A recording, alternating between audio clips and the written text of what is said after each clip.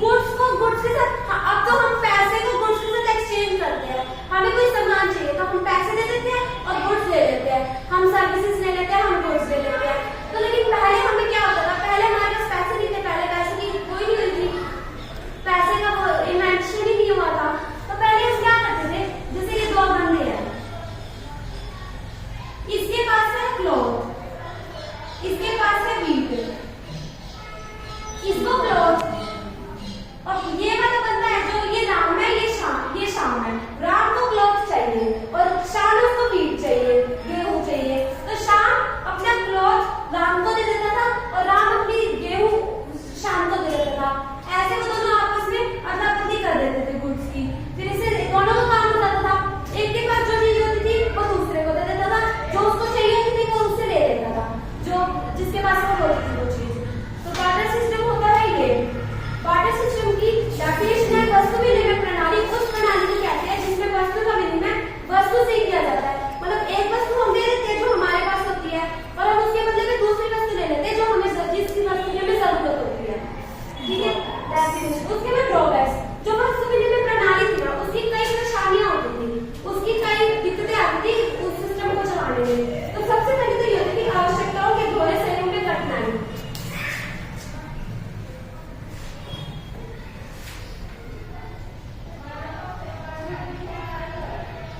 आवश्यकताओं के दोहरे सहयोग में कठिनाई।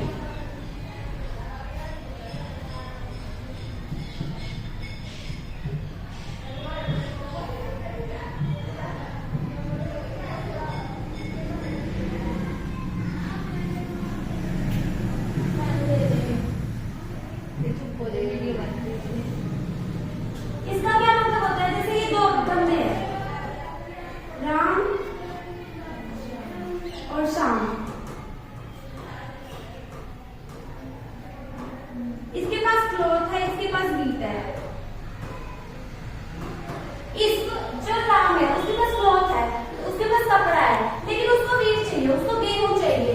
लेकिन ना ये जो शाम है उसके पास वीट तो है लेकिन उसको कपड़ा नहीं चाहिए, वो अपनी वीट, राम अपना क्लॉथ देने को तैयार है, शाम को वीट चाहिए उसको, लेकिन शाम को क्लॉथ की जरूरत ही नहीं है, उसको कपड़े की जरूरत ही नहीं है। तो वो क्यों लेगा, कपड़ा, और वो क्यों देगा अपने गेहूं। तो ये सबसे पहला और सबसे मेन पॉइंट तो यही है, आवश्यकताओं का दोहरा सहयोग, जिसमें ये होता था कि एक बंदे की जो एक पर्सन की जो जरूरत है वही जरूरत दूसरे पर्सन की भी जरूरी तो नहीं है। अब हमारे पास कुछ है, हमारे पास कपड़ा है लेकिन हमें गेहूं चाहिए, लेकिन जिस पर्सन के पास गेहूं है उसको कपड़ा नहीं चाहिए। तो यह प्रॉब्लम सबसे बड़ी थी, हमें कॉन्फिडेंस नहीं हो पाता था, सहयोग नहीं हो पाता था वस्तुओं का आपस में। सेकंड पॉइंट है trading cost of barter system, जिसमें दो चीज आती है। सबसे पहले search cost, disutility of waiting. Search cost का मतलब ये, इसमें पैसे भी है, ये मॉनेटरी टर्म्स में नहीं है। सर्च कॉस्ट का मतलब है टाइम। अब हमारे पास गेहूं है और हमें जूता चाहिए, तो हमें उस पर्सन को ढूंढना पड़ेगा जिसके पास जूता हो, उसको गेहूं भी चाहिए हो। तो टाइम कितना जाएगा, हमें टाइम तो करना ही पड़ेगा, टाइम तो हमें यूज करना ही पड़ेगा, हमें टाइम तो लगाना ही पड़ेगा। तो जब तक वो पर्सन नहीं मिलेगा तब तक तो हमें इंतजार करना ही पड़ेगा उस पर्सन का। इसीलिए सर्च कॉस्ट का मतलब है टाइम लगता था, इसमें टाइम लगता था क्योंकि जब तक वो पर्सन नहीं आएगा तब तक हम किसको बेचेंगे वो वस्तु। सेकंड है इसमें disutility of waiting. Disutility of waiting का मतलब है कि हम जब कोई वस्तु है, जैसे गेहूं ही है, हम गेहूं उगा लेते हैं, हमारे पास मान लो गेहूं है और हमें कपड़ा चाहिए, लेकिन जब तक वो पर्सन आएगा जिसके पास कपड़ा है और गेहूं उसको चाहिए, तब तक हो सकता है गेहूं में कुछ घुन वगैरह भी लग जाए, गेहूं खराब भी हो जाए। तो हम वेट तो करते रहेंगे, हम वेट तो चलो कर लेंगे, टाइम तो हम लगा लेंगे, लेकिन अगर हमारा सामान खराब हो गया तो उससे तो हमारा नुकसान ही होगा। जब तक वो पर्सन नहीं आया कि वो खरीदे, मतलब वो हमसे गेहूं खरीदे और वो हमें कपड़ा दे दे, तब तक हमें वेट करना पड़ेगा और इस वजह से गेहूं खराब भी हो सकती है। और ये है दूसरा पॉइंट। थर्ड पॉइंट है lack of common unit of value. Common unit का क्या मतलब है, मान लो एक पर्सन के पास कार है,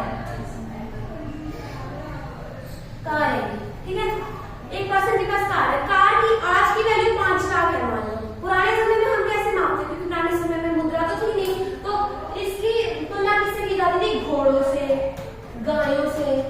और आजकल गायें कितने में मिल जाती है, 10,000, 20,000, 30,000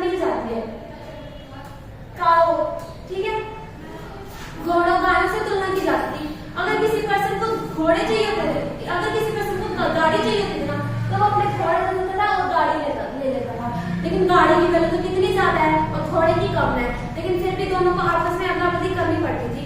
क्यों? क्योंकि उस समय मुद्रा का मापन तो था नहीं, तो किस चीज से मापते, किस चीज से हम किस चीज से हम मुद्रा को मापते। और थर्ड है, उसके बाद फोर्थ है record of system future payments. Deferred payments क्या होती है, स्थगित नहीं क्या होती है। जैसे इसमें तो क्या होता है, बार्टर सिस्टम में वस्तु निर्मित प्रणाली में क्या होता है, हमें कोई गुड चाहिए, हमें एक वस्तु चाहिए, हमें एक वस्तु चाहिए, ठीक है, तो हम अपनी वस्तु दे देते थे और दूसरे की वस्तु से ले लेते थे, ठीक है। मान लो अब मैं हूँ, मेरे घर पे कोई मेड काम करती है, मेरे घर पे कोई काम वाली काम करती है, तो वो मेरे लिए झाड़ू पोछा बर्तन वगैरह सब काम करती है, तो मैं उसको बदले में गुड दूंगी। अब ये तो है नहीं, उसने मेरे लिए सर्विसेज की, उसने अपनी सेवाएं मुझे दी, उसने मुझे अपनी सेवाएं दी, लेकिन मैं उसको बदले में ये तो नहीं कि मैं उसके घर पे जाके झाड़ू पोछा कर दूंगी, ये तो नहीं, मेरे को तो उसके बदले में कुछ गुड देना पड़ेगा, तो उसकी वैल्यू लगाना मुश्किल हो जाता था। अब उसके काम की वो जो झाड़ू पोछा बर्तन कपड़े करेगी, मेरे घर का काम करेगी, तो कितनी वैल्यू है, उसके काम की कितनी वैल्यू है। आपके आजकल के टाइम में क्या होता था, आजकल के टाइम में तो ये होता था कि हम कर सकते हैं, जैसे 2000 रुपए में रख लेते हैं, 5000 रुपए में रख लेते हैं काम के हिसाब से, लेकिन पहले तो होता ही नहीं था। तो पहले हम कितना गुड़ दे, मान लो हम अनाज उगाते हैं, हम वीट उगाते हैं और वो मेड हमारे घर में काम करती है, तो हम उसको कितने क्विंटल वीट दें, हम उसको कितने किलो वीट दें उसके बदले में, इसकी मापना करने, इसकी मेजरमेंट करनी मुश्किल हो जाती थी। तो एक सबसे बड़ी ये प्रॉब्लम भी होती थी। ये सारे ड्रॉबैक्स है जो बार्टर सिस्टम में हमें फेस करने पड़ते थे। नेक्स्ट है difficulty of store of value of value. अब आपने मुद्रा में देखा होगा, एक छोटा सा बॉक्स होता है, उसमें भी हम लाखों रुपए रख लेते हैं। एक मान लो ये गुल्लक है, ये एक गुल्लक है, अब हम इसमें भी 500 के नोट में कितने रुपए रख सकते हैं, कितने मर्जी रख लो, चाहे हम इसमें एक गुल्लक में हम लाख 2 लाख रुपए भी रख सकते हैं आसानी से। पर घोड़ों, जो हमारे पास पहले के जमाने में घोड़ होते थे जिससे हमारा आदान प्रदान करते थे, बार्टर सिस्टम चलाते थे, वस्तु निर्मित प्रणाली चलाते थे, तो पहले वो स्टोर करने में मुश्किल होते थे, क्योंकि मान लो किसी के पास घोड़े है तो घोड़े के लिए अस्तित्व तो चाहिए, उनको रखना तो पड़ेगा, उनको खाना भी खिलाना पड़ेगा, जब तक उन घोड़ों को कोई खरीदेगा तब तक उनकी वो तो करनी पड़ेगी, हमें देखभाल करनी पड़ेगी, उनको रखने के लिए स्टोर हाउसेस भी चाहिए। अब मनी का तो क्या है, मनी तो थोड़ी सी जगह लेती है, थोड़ी सी जगह में हम उसको स्टोर कर देते हैं, पर ये जो गुड्स होते थे, ये जो मतलब जो हमारे पास चीजें होती थी, वस्तुएं, उसको हम थोड़ी सी जगह में कर सकते हैं, उसके लिए तो हमें बड़ी जगह चाहिए, तो उसके लिए स्टोर की भी दिक्कतें आती थी। इस पॉइंट का मतलब है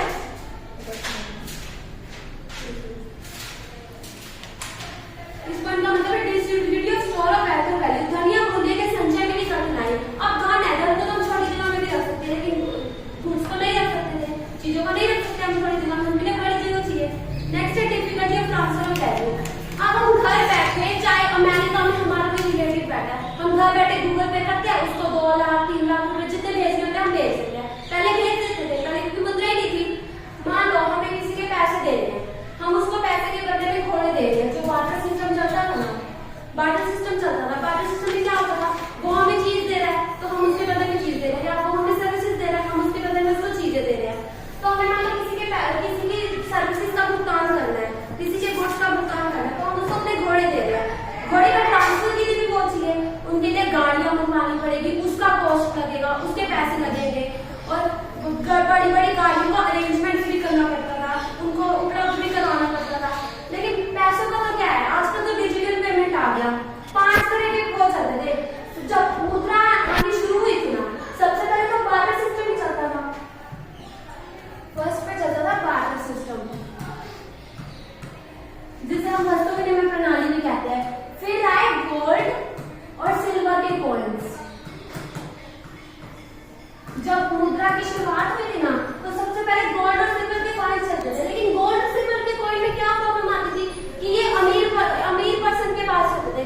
अब मान लो एक गरीब है, कोई मजदूर है, उसके पास हो सकते हैं ये सोने के सिक्के, चांदी के सिक्के, कितने महंगे होते हैं ये, तो फिर ये तो बहुत महंगे होते थे। तो उसके बाद आई मेटल कॉइन्स, ये जो हम देखते हैं ना, 1 रुपए का सिक्का, 2 रुपए का सिक्का, 5 रुपए का सिक्का, पहले 10 रुपए का भी सिक्का आता था, किसने देखा होगा, 25 का भी, हाँ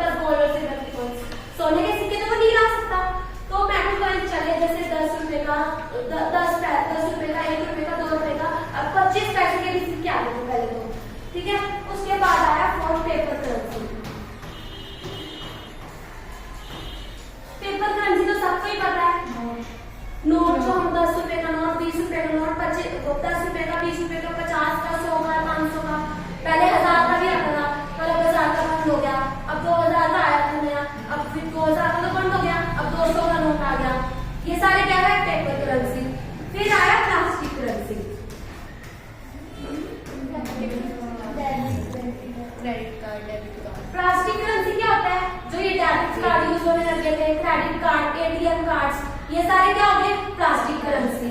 ठीक है, और अब लास्ट में जो करंट वर्जन चलता है, जो अब वर्तमान में यूज करते हैं ज्यादा, जिसका वर्तमान में यूज होने लग गया है, वो है डिजिटल करेंसी।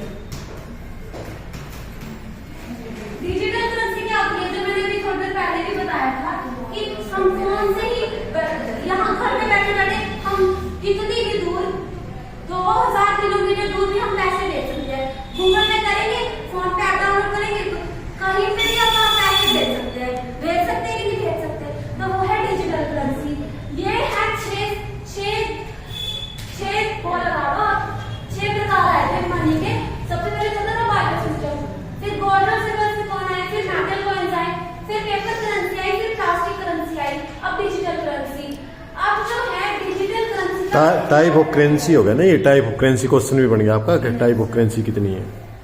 ठीक है, बहुत बढ़िया। अब डिजिटल करेंसी का सबसे ज्यादा ट्रेंड बढ़ गया। अब वैसे तो पेपर करेंसी भी चलती है, अपनी इंडिया है ना, जो इंडिया में ज्यादा ट्रेंड पेपर करेंसी का है, क्योंकि अब इंडिया में आप सबको पता है कि इनकम का डिस्ट्रीब्यूशन अनइक्वल है, जो आय का वितरण है वो समान नहीं है।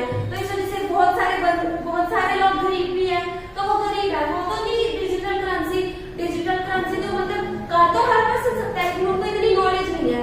तो अपने इंडिया में पेपर करेंसी का सबसे ज्यादा ट्रेंड है।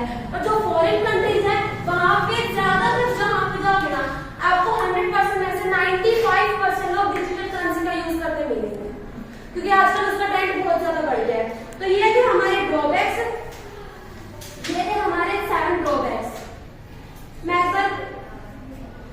मैं एक बार वो रिव्यू दे देती हूँ सारे ड्रॉबैक्स का लिखकर। सबसे पहले था आवश्यकताओं का ध्वस्त।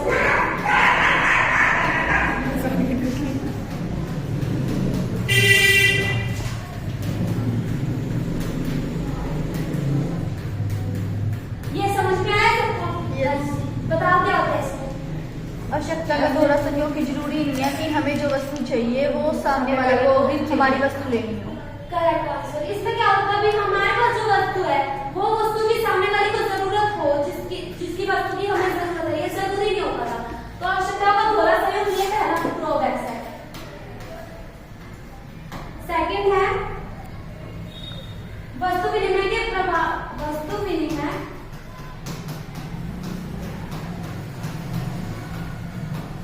की व्यापार संबंधी लागत।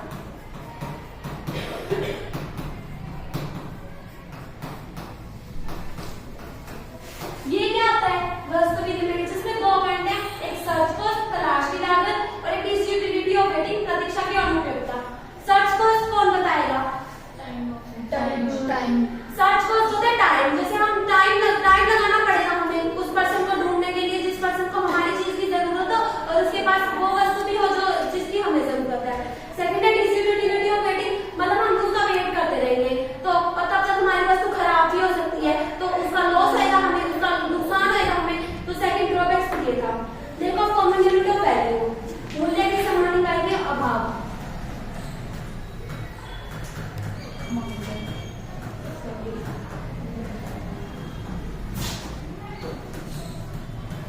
ये क्या होता है? जैसे मान लो अभी मैंने थोड़ी पहले पूरे ब्रीफ में एक्सप्लेन किया था कि मान लो मेरे पास कार है और मुझे घोड़े चाहिए, तो चाहे मेरी कार कितनी भी महंगी हो, मुझे अगर घोड़े चाहिए तो मुझे घोड़े के बदले में अपनी कार देनी पड़ेगी, चाहे घोड़ा सस्ता भी हो, क्योंकि तब वस्तु पहले का सिस्टम बता रही हूँ मैं, ये बार्टर सिस्टम चलता था।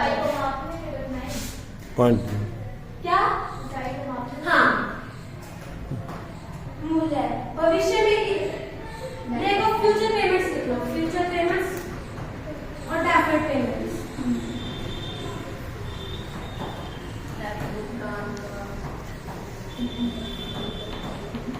फ्यूचर पेमेंट्स का डेफर्ड पेमेंट्स को मैंने बता ही दिया। डेफर्ड का मतलब है जो हमारे घर पे जिसकी हम सर्विसेज लेते हैं, जो हमें घूस नहीं देते वो हमें सर्विसेज देते हैं। जैसे जो मेड हमारे लिए काम करती है, हमारा ऑर्गेनाइजेशन है उसमें हमारे लिए एम्प्लॉयज काम करते हैं, वो हमें कुछ दे तो नहीं रहे, वो हमें अपनी सर्विसेज दे रहे हैं, वो हमें कुछ वस्तु नहीं दे रही, तो डेफर्ड पेमेंट्स उनको कहते हैं। फ्यूचर पेमेंट्स क्या होता है? मान लो मेरे को इन्वेस्टमेंट करनी है, इन्वेस्टमेंट के लिए मुझे एडवांस देना है, तो फ्यूचर पेमेंट करना है, तो उसके लिए